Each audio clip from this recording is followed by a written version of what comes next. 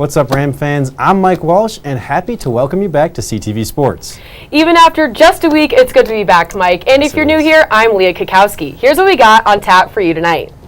Canvas welcomed the Bears with a powerful sea of orange while the Ag Weekend festivities continued throughout the weekend. Volleyball continues to try to find their footing while other programs are just starting up their season. And what would tonight be without plenty of Rocky Mountain Showdown talk with our very own Nick Ortiz? All of that and more right here at CTV Sports, which starts right now.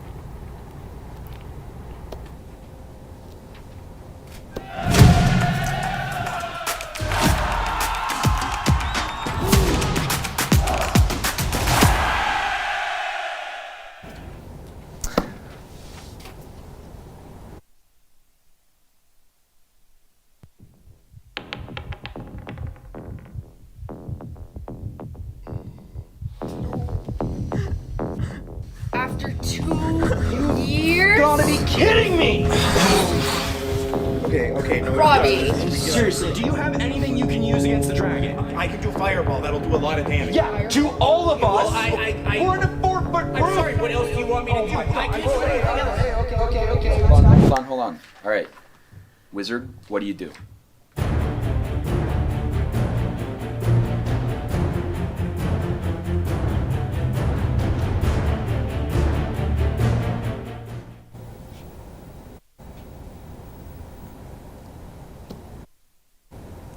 Ram fans everywhere will be happy with the first story of the evening as the Colorado State football team took a huge win in their home opener, beating the Northern Colorado Bears 38-17. And this one was dominated by the Rams super early, seeing this electric punt return from Torrey Horton on his very first touch. And that was just the beginning. Ram fans then saw QB Braden Fowler-Nicolosi run one in himself before throwing one to brand new receiver Caleb Goody. And to finish the offensive slaughter off, the Bears saw veteran running back Avery Morrow rumble into the end zone to seal the deal. But this victorious day didn't start after kickoff. It started just before, as the Rams recognized a legend in Lieutenant Colonel John Mosley, with his number retired and put next to the other retired numbers in Canvas Stadium. And in true Ram fashion, the Rams had some stellar defense from some of their best, most notably with Jack Howell and Henry Blackburn. But obviously, it wasn't just those two guys, as this was a complete team effort, racking up 426 total yards and more than doubling the Bears' total rushing yards. And while UNC did grab the advantage in the yards through the air, it wasn't enough, as the Rams' ground attack made this one unwinnable for the Bears. So a great segue into probably one of the biggest games ever in Canvas Stadium next week against the rival CU Buffs. Leah, what did their win tell you about the Rams?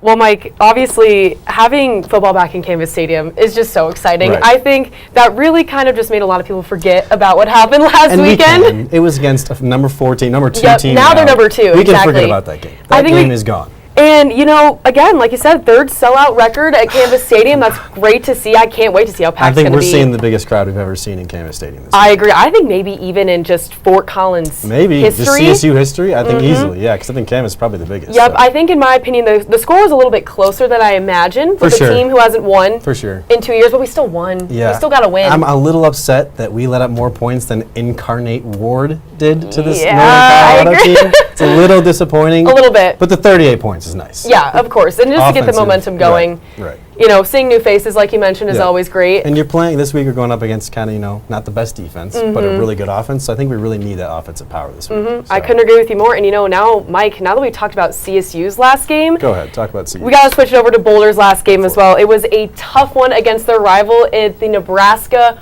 Cornhuskers. All right, let's get into it. So the first quarter was an absolute disaster. Shador Sanders could barely keep his feet from under him, claiming the first of 5 sacks of the game. He made a huge mistake by missing Draylon Miller early on as well. With Nebraska, Tommy Hill read the play perfectly and basically walked right into the end zone. Moving into the second half seemed impossible already, being down 28, as Sanders didn't even finish the game. Backup QB Ryan Staub came in for him the last drive due to a hard hit. However, the Huskers were quiet, and the Buffs' defense was solid, the final score being 28-10. All in all, not an impressive outing against a rivalry that's been going on since the 80s, and well, the prime effect seems to have mellowed out due to the last season's finish. If we remember, the Buffs started the year hot, going 3-0, and that quickly changed once they hit the road, ending the season on a 6-game losing streak with only 4 wins. So at this point, it's turned into a must-win for them in Fort Collins this coming weekend. So, Mike, there is so much riding on this weekend for both teams. What do you think after that outing in Nebraska? I love to see it.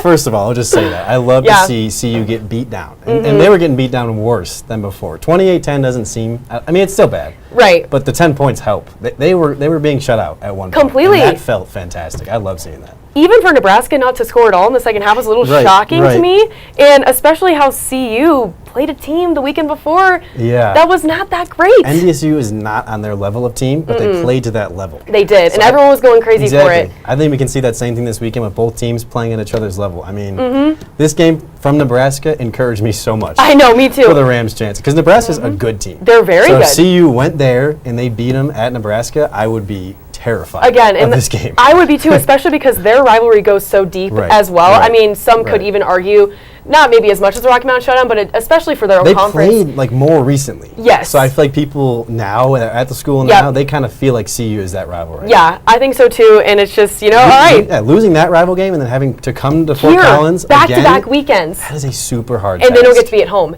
so either of them, so that's why I feel a lot better. They'll definitely have fans that pay the, $500. The $800 nosebleed tickets. right. They'll definitely be here, but I think this is really good for CSU. I think so too. I agree, but that is enough football for right now because volleyball took on yet another ranked program over the weekend, and unfortunately, the third time wasn't the charm, falling to Oregon in 4 sets. It seems as if the Rams are right there, but can never knock it down.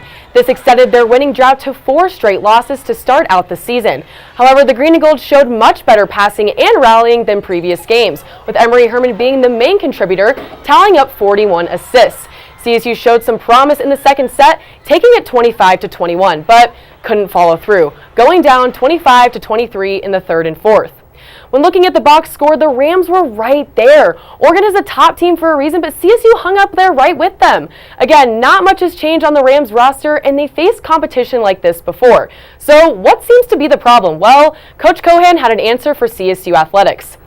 She quotes, "I don't feel like our team. Nobody is happy we're 0-4, but we're not disheartened. We played a really hard schedule. We've talked about we're getting melted down, and we're going to come out in some kind of better way than this. I think tomorrow is a good opportunity in the win column." And that it was. The Rams finally turned it around, coming out on top with a Saturday 3-1 dub against Central Arkansas and ending the weekend on a high note by sweeping GCU.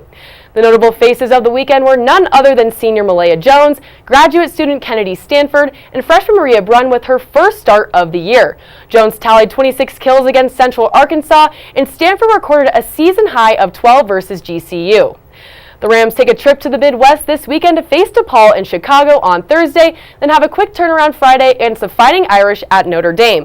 But now, Mike, as you know, the weather has been perfect here. Nice enough to take a dip at Horsetooth. Isn't that what Swim and Dive did over the weekend?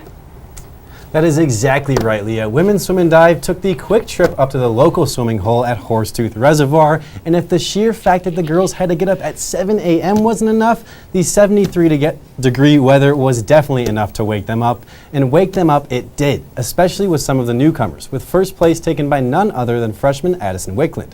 But in all honesty, this one isn't about the scores or the final places. This event is about the team and starting off the season on the right foot.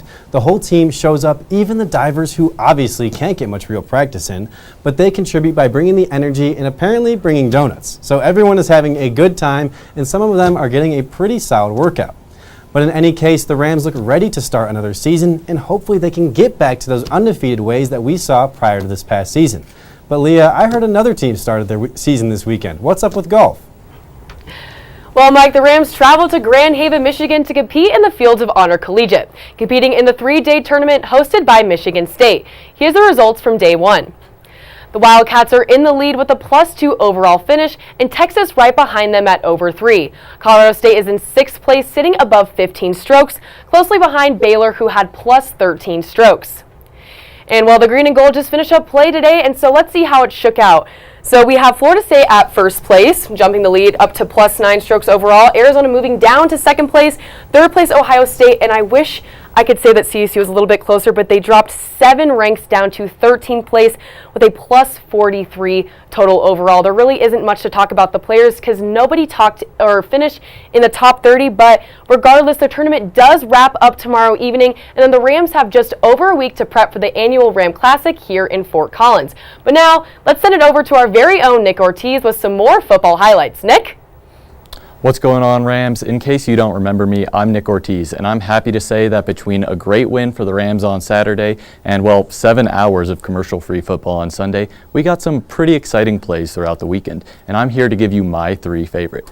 Looking back to Sunday night where the LA Rams took to Detroit, it was the end of the third, Rams were down by 10. Right here you're going to see Matthew Stafford ready to take the snap, and as soon as he does, he gets totally rushed by 2 defensive Lions. But it's okay because he looks forward. Who does he see? Tyler Johnson. Johnson's running down just an open lane, puts on the brakes, absolutely breaks the ankles of Carlton Davis.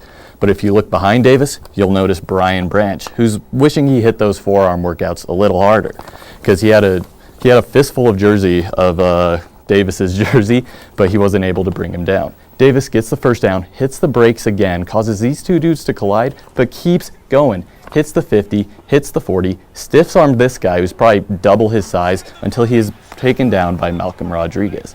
Let's see it one more time, but this time in real-time action. Stafford gonna take the snap, and he sees Davis pretty quickly. Davis is gonna go far, hit the brakes once again, and here you see Malcolm coming right up behind him and taking him down. And what does Davis do to Sully? Watch this. Hits a little shrug. Nothing too rambunctious. A little casual shrug. But after that, let's take it somewhere closer to home, where Torrey Horton gave Canvas Stadium a memorable opener. He's going to hit the brakes here after taking the punt return. Right in front of him, 2 defensive players rushing him. But right here shows you why he's one of the best in the conference. Breaks this dude's ankles, has a lane right in front of himself, straight to the end zone. Horton's going to take this opportunity and just put on the wheels. Hits the 50, hits the 40, hits the 30, the 20. Right now, I can promise you, Canvas was going absolutely wild.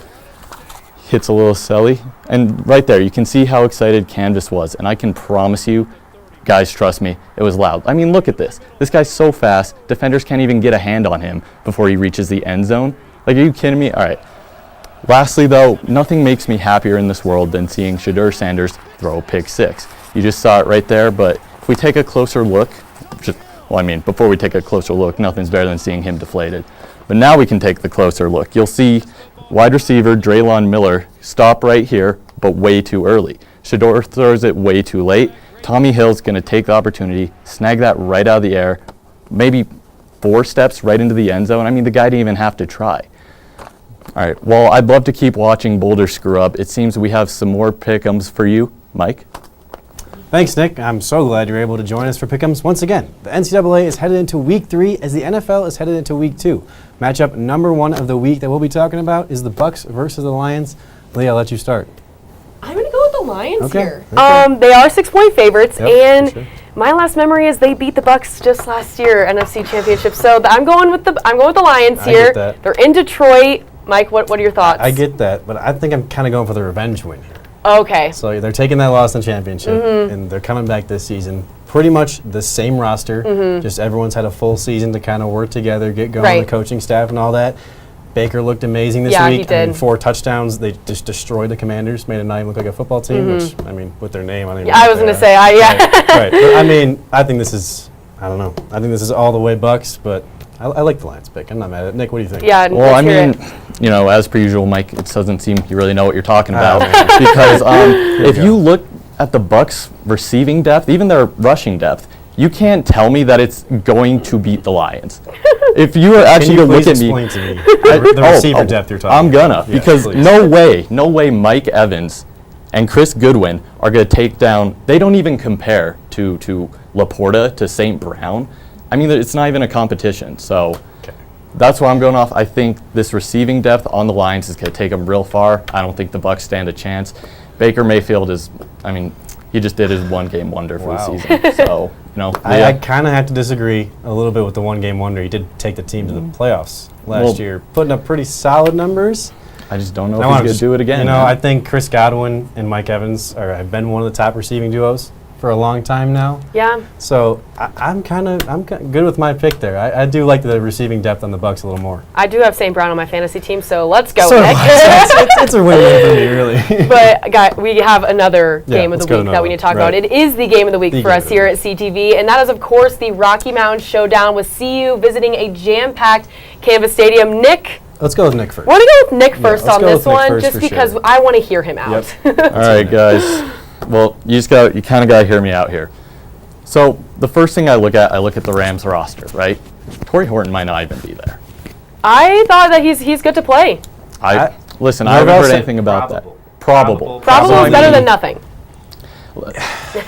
I can't take probable. It was tough to see him go off the field. Yeah. So it really looked bad, but then he said he was probable, so I got to trust what Norvell says. He says he's probably going to play. That's I all think heard. for a game like this, they will make sure that he can play. So. He can rest the next two, Yep. for all I care. Yep, as he long as- does not as need long as to- he's in this game. I agree, but continue, Nick. Let's hear I you mean, out. All right. The number one guy who you're expecting to put down Travis Hunter is Torrey Horton. You're expecting, them to kind of go at it, kind of battle a bit. So where it comes down to for me to take down Travis Hunter, Jack Howell. I don't know if I'm taking Jack Howell over Travis Hunter, though. And I mean, all right, that's my piece. Can I just I'm remind gonna you let of you guys something take it from the over. game last What year? happened, Mike? Please remind us what that hit. I think it there was the other safety. What's his name again? Henry Henry Blackburn. Blackburn. Oh, That's my right. Lord. Just me. absolutely destroyed Travis. I'm pretty sure he took him out of that game. I think Yeah. I think it caused a So lot of controversy. If we're using the literal meaning here, he did take him out of that game. Did take him out of that So game. I think we do have a player that can take Travis Hunter out of this game. I think if it's not Jack Howell, I think CSU's got a player. I think so too. But I don't think that's the reason. I don't either. Mike, let's hear your thoughts. I think these two teams are much more balanced than we saw last year. I think so too. I think the Rams with their full roster, having another year of practice, obviously not a great last season, but the Buffs didn't have a great end of their last season. So I think it's very similar situations. Obviously they have way more media hype and all that. But I think coming into Canvas is something the Buffs aren't ready for, and no one's ever seen a sold-out No. Canvas. So I think this weekend is a weekend that the sellout just absolutely carries the Rams to a win. I agree with you completely because, again, as we remember last year, the Buffs went into that completely thinking they're going to roll right over us, Yep. and I think they probably even have the same mindset this I year agree. being in our house. I agree. So I think with that, Colorado State's going to hopefully take that to their advantage, Yep. even though I think they kind of used that fuel last year to help. Yeah, at for least sure. we should have won that game, but at the same time, being at home with the crowd that we're going to have is going to be the reason that we win Yep. this game. I So also just think it's about the rivalry. It it's is. about the guys that have been here for years, that have been building up to this rivalry, playing in Canvas versus some of those guys over in Boulder that we all know are just going to the draft. Yep. They're just using it for their draft stock. They have no care for they don't Boulder. care. They're here for Guys like beyond Jack college. Howell, Jack Howell, born and raised. I mean, like In Fort Collins. Yeah, he knows this rivalry. Yep. And that's why it's so important to them. Yep, I completely agree with Okay, you, Mike. well, I see where you're you're going coming the from. stat way, Nick. I do respect Hey, it. man, look, I love the numbers, but before we go on to the next thing, I just got to say, if you think our Rams, listen, I want them to win. Right, I want them obviously. to do good. I hope they Obviously. prove me wrong. But if Yep. you think they're going up against the same Buff team, you're going to be terribly mistaken. All right, back to the NFL. Strong week 1 for the Bills, and Dolphins is bound to bring an exciting matchup for week 2. So, all right, for this, I'm obviously taking the Dolphins. Listen, I like Tyreek Hill a lot. He's on my fantasy team. Of course he is. Of course he is. Don't know what that was supposed to mean, but listen, Homer pick. I just don't think, like I was saying with the Bucks, I don't think they have that same receiving depth. I don't think they're as deep of a team because if you look at the Bills, they lost Stephon Diggs, they lost Gabe Davis. Yep. You're mostly relying on James Cook right now. So, Mike, let me hear it. Let me hear what Look, you got to say. I love You this are- banter. you are This is what I live for. Totally not wrong. He's totally not wrong. The receivers are gone. The receivers left Buffalo. They got out of there. Yeah. But I think they drafted a good replacement in Keon Coleman. I think they got other guys. They got Matt Collins from Atlanta.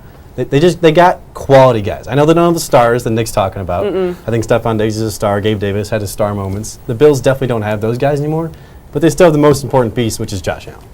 You can't not root for Josh Allen. And Josh You Allen can't. wins football games. Well, not in the playoffs. I mean, but we're not talking about Against the Chiefs. We're talking about the second game of the regular season. okay, fair. Where Josh Allen wins games. Fair enough. So I think the difference here is going to be the quarterback play, and I think Josh Allen is just the better quarterback.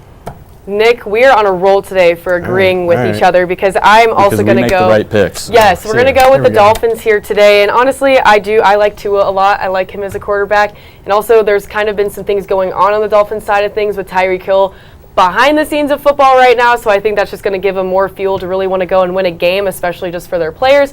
And also, I don't know, Alex Earl will probably be there, and there's going to be a lot of media, so that's just, Do you guys think the Jaguars are on the same level of team as the Bills? Because the Jaguars put up a super close fight. It was a game-winning field goal for the Dolphins to beat them last week. Yeah, they won, what was it, 20-17? I think it's 2017. It was a game-winning field goal for the Dolphins. Yeah, it was a close win. So are you saying the Jaguars are on the same plane as the Bills? Probably not. But at the same, I mean, this is a close game. Right, They're for sure. only favored by 1.5. For sure, yeah, super close. It's really close. So honestly, it could go either way. But just because they're in Miami, I'm just kind of going with home. You know, for the sake of CSU, this week I'm going for hometowns and home teams winning. All right, well, Mike, for that question you had, I'd reverse it on you. For sure. Okay, well, how do I put this? What do you think of Arizona putting up 28 against the Bills? Look, I mean, are you putting nothing them about on the the same defense. level as the Finns? I said nothing about the defense. I'm just saying. I think it's the offense that wins them this game. I think the Bills' offense is a better I mean, you offense let than the Dolphins. I think Kyler their defenses Murray. are both. Kyler Murray dropped 28 on your head. I think you're just underrating Kyler Murray now. I am, because he's not that good. But I don't think that the Cardinals and the Jaguars are that far away in terms of teams. So I think we need to talk about another home team. we can do that. I think it's time. We can do that. Mike, take it away. All right. I guess we'll go for Bronco Country now. But you know they got a little wiggle room against the Steelers. I really wanted to find their first win. I do too. This is all faith for me.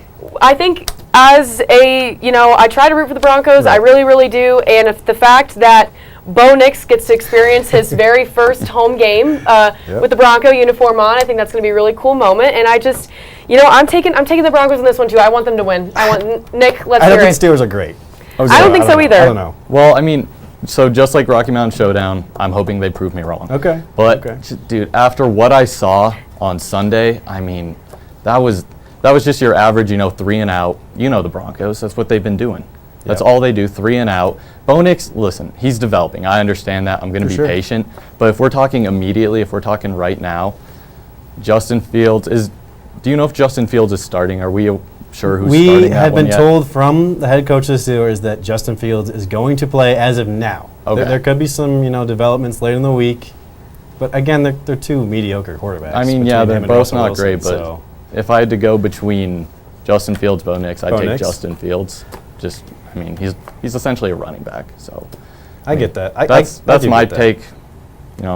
I don't think it's going to be a great game either way. I think this is not going to be a pretty game. That's definitely. it's gonna be I bad. think we can all agree it's not going to be that pretty of a game. Well, and especially just because I feel like Steelers fans already can be kind of obnoxious, and there are a lot of them in Colorado. Yep. So I think there's going to not just be Broncos country fans there, and with the fact of knowing that Russell Wilson is on that roster, brings a little more fuel to the fire for me. I think that's the energy. They're Yep. gonna be like, oh, Russ is over there. We have to beat Yep, this team. We got to so- show him what It'd he be left. nicer if he was It playing. would be. It'd be a better It'd be I storyline. really wish way he was better if he playing, was honestly. playing. That would be so but maybe, cool. But maybe also not because watch him do well. But He's not good. I know, so he's it'll, not. It'll help Denver, that is very true. But we got to finish out pick'ems for Yep, tonight. We sure. still have a lot to talk about, and this is yet another ranked matchup in the NCAA. The Eagles from Boston College, underdogs in Missouri. So Nick, take it away. What are we thinking for this All right. one? Listen, Good so game. I know that little graphic below me says Missouri. Dude, I got to take Boston There you go. College. I was thinking about it. I was okay. kind of There you go. letting the thoughts stir a Just bit. to argue with Mike, I love it. Yes. Just to stir the pot a bit. I like Boston College. I like him. Missouri, I'm gonna say it right now. They're frauds. Oh man, They didn't, dude.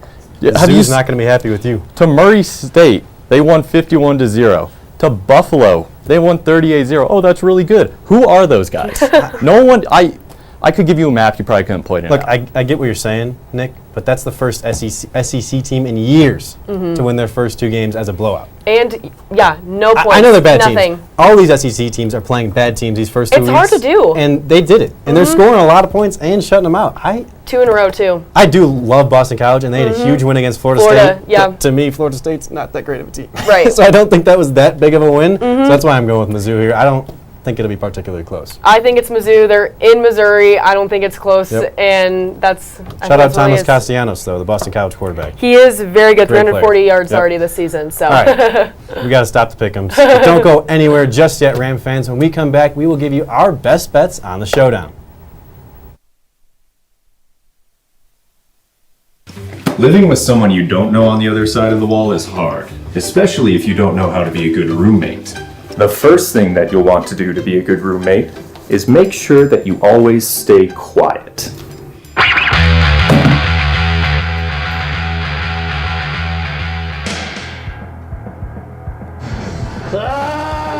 Be considerate of others when using common spaces and appliances.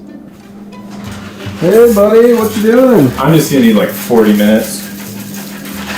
Be respectful of your roommate's privacy.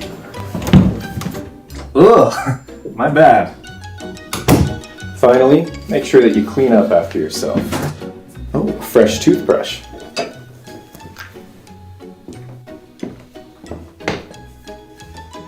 Have you seen my toothbrush? Follow these tips to get along with your roommates and your landlord.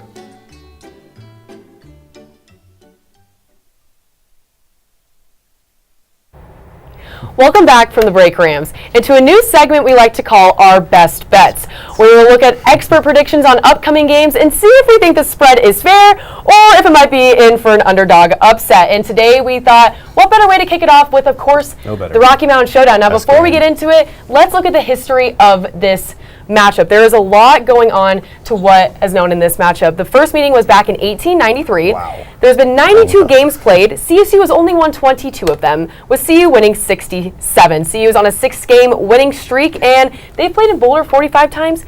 Denver 19, Fort Collins only 28. Okay. So a little bit, CSU definitely has not had as much experience in Fort Collins with that, but this is the first time that they've hosted since 1996. At the time, Boulder was ranked number 5 in the nation. Boulder did win 48 to 34, but you know what? It's a new age. It's fine. And again, talking about earlier, like we said with fans, there was 36,000 fans at that game. This weekend, expecting 41,000 sellout with standing room only. So I think this could be one of the largest crowds. And back in 96, Dion was with his second season with the Dallas Cowboys. Even better, CSU kicker Jordan Noyce, 32 years old now. He was 4 years old then. So there's a lot has been changed, a lot of new faces, a lot of new players. A lot of history. So lots of history. This is a really deep rivalry. History doesn't favor us. It does not. But with that, I'm going to give you all my picks. Let's hear it. So with this one, I took CSU money line. I think Colorado State is just going to win. So that I have faith in the Rams with this one. And I think they're actually going to be under the total amount. I don't think it's going to be a really high-scoring game. That's just my opinion. Defensive game or just bad offensive game? I think it's going to be a really, really competitive defensive game, just based on what we saw last year. Low scoring. I think offense is still going to be good, but I think just with the amount of tension and rivalry that there is, defense is going to just have like an fire underneath them with this one. And then my prediction actually is going to be BFN to score. I like Russian. I think he's going to take, he's rushing it in. He saw the ball better for what it seemed last time, especially taking himself into the end zone. What better way? No. That play, he just went by himself. Well, and especially the way that he took over the game last year and completely set the tone. What cooler way for him to just walk right in the end zone himself to set the tone for the game. So that's my predictions. What do we got? Mike, what do you got? Me? All right. Money line, I'm taking, as I said earlier, taking Colorado. Man. I hate to do it, but it just seems like the right thing to me. And then I guess hand in hand with that, for the spread, taking Colorado too. I don't think they're -7.5, right? I think it's gonna be a close game. Yeah. Double overtime last year. I don't see us coming out or even them coming out and just blowing the other one. I don't think so either. I don't think so in any way. That being said, I am taking the under. Under Okay. Under 8:58. Close, low scoring game. Okay, I agree with you on that one. Just kind of a whole back and forth. I think it's going to be a great game for sure, without a doubt. It has to be Fabulous game. And you know who's going to start off that great game? Who is your favorite player?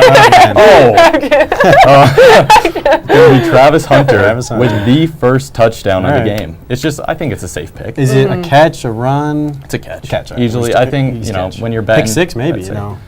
Could be. I'm just saying. Do you want that? I'm just saying. Mike? It could be. If you're making that pick, you're making that pick. Of anybody to score, though, I think I could see that happening. Again, if BFN does not run it in, I could see Travis Hunter. No, I do like BFN as a pick, though, after what I saw on Saturday. Yeah. Yeah. All right. Mike? You go for it. It pains me to hear that pick from you, Nick. Hey, but I do get it. Speak facts. You're going for the records and pick'ems. Yeah. You think you're getting a leg up here. Oh, I am. But I don't think you are. I see that. I think the Buffs are coming into canvas here, and they don't know what's coming at them.